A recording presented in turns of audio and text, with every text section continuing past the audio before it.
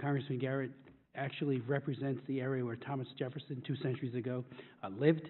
And it was Jefferson who said, were it left to me to decide whether we should have a government without newspapers or newspapers without government, I should not hesitate to prefer the latter. So I'd like to yield to my good friend and colleague, Mr. Garrett. There's nothing like getting called away and coming back in and immediately having your name called.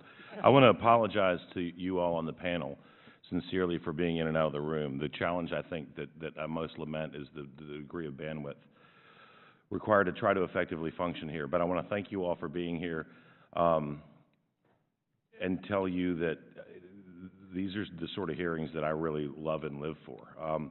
As a first-year member, the frustration as it relates to the difficulty of passing legislation is beyond anything I could comprehend in advance. Having said that, as a member of this committee and specifically this subcommittee, I've sort of found a reason for being. Thomas Jefferson also said that sunlight is the best disinfectant, and it's been probably the pinnacle of my achievement in my limited time here to have traveled on an unsanctioned trip to the Republic of the Sudan to secure the release of two gentlemen, Pastor Hassan and Pastor or Seminarian Abdul Manamam, as well as 7 family members, and ultimately secure refugee status for them in this country, which allowed me the opportunity to cross paths with some amazing folks, the people at Jubilee, Middle East Concern, VOM, a young lady named Courtney Gates who works religious freedom missions issues at the U.S. mission in Sudan, who's remarkable.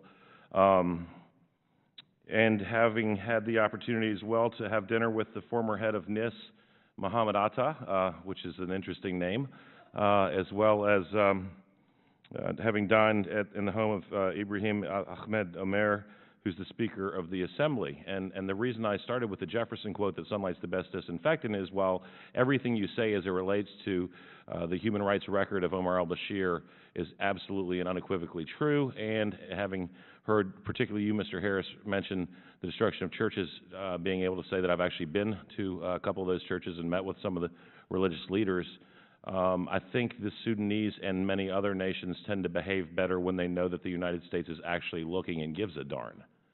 And it's interesting from a political standpoint to hear from people who generally tend to agree with me, who lament our engagement in foreign affairs and international aid, et cetera, as something that's not fiscally prudent, because nothing in life is linear, ultimately, and you never reap your harvest when you sow your proverbial crop. And I think it was Mattis who said we can either invest money in foreign aid or in bullets and bombs, and having worn the uniform of the United States military, I can assure you I'd much rather help individuals prosper and have self-determination than send young men and women, whether American or foreign nationals, into harm's way. It should always be a last resort. And so I believe in everything you speak about today, and I'm encouraged candidly by the 2016 actions to extend Magnitsky to a global scale. I think that it's an amazing, and I'm not just going to soliloquy, but it'll be mostly that because I'm in a hurry, y'all are in a hurry, and but there's going to be an imploration/request at the end. But it's an amazing new tool, and if we can empower the entities in this country to do their jobs with Magnitsky, with FinCEN, et cetera, I think we really can move the proverbial needle. Having said that, as I said when I came in, I'll come full circle. In order to have a PhD, you have to know everything about something. In order to effectively serve in this body, you have to know something about everything, right? Literally, at some point today, I'll cover K-12 ed, we'll do higher ed, we'll talk about healthcare, literally I have today. Iran obviously is in the news, et cetera. But folks like yourselves can tell stories to us. And those stories can help us understand what's going on, and by understanding what's going on, then we can impact a difference. I'll speak to this by way of breaking my arm, patting myself on the back. With the Sudanese, as a freshman member, we got engaged with a number of other members, I believe to include Chairman Smith, in an effort to help secure the release of a Czech national, Pastor Patriarchik, who was aided by these two gentlemen, Pastor Hassan and Abdul Manamam, from the Sudan. The Sudanese had worked with the Chinese a number of years, really as a result of the draconian sanctions that we placed upon that nation in the 90s, and their rail infrastructure had broken down, and they wanted to work with the Americans because the Chinese couldn't fix it. So what we identified was an arena wherein we had something they wanted, and that was really the technical expertise of engineers at General Electric, of all things, right? And so where we are able to identify areas that are essentially soft spots and impact positive change as it relates to the arena of global human rights, we should do it.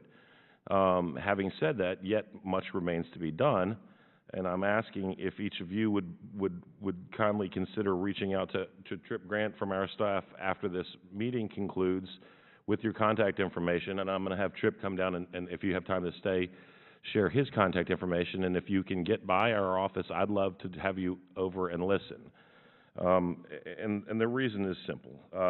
There are two foreign aid paradigms in the world. There is the U.S. foreign aid paradigm, which largely seeks to give money to human beings and empower human beings to empower themselves, whether it's programs to help women start venture enterprise, wherein women involved in the economy and the education realm creates a world where radicalization is less prevalent and expands opportunity really across the population, or whether it's simply food. When I was a soldier deployed in the Balkans, every candy bar I got, which we didn't get candy bars, but every pack of Charms, every pack of M&Ms I got out of my MREs went to a local national child, because my feeling was that their interaction with the United States would be that somebody gave them some M&Ms that they would have never gotten otherwise, and maybe when that young person, and they're all now in their 30s, which scares me, thought about the United States down the road, they'd have a positive memory. But there's value there.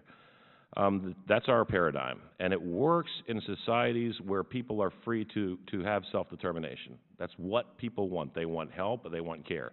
The Chinese paradigm is give money to the autocrats and the kleptocrats.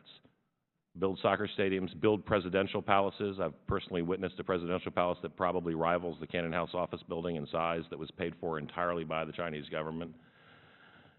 And ours is better than theirs as long as people can have some sort of self-determination, but ultimately they never will. If you look at the foundations of civil society, the Bill of Rights prioritizes the First Amendment first.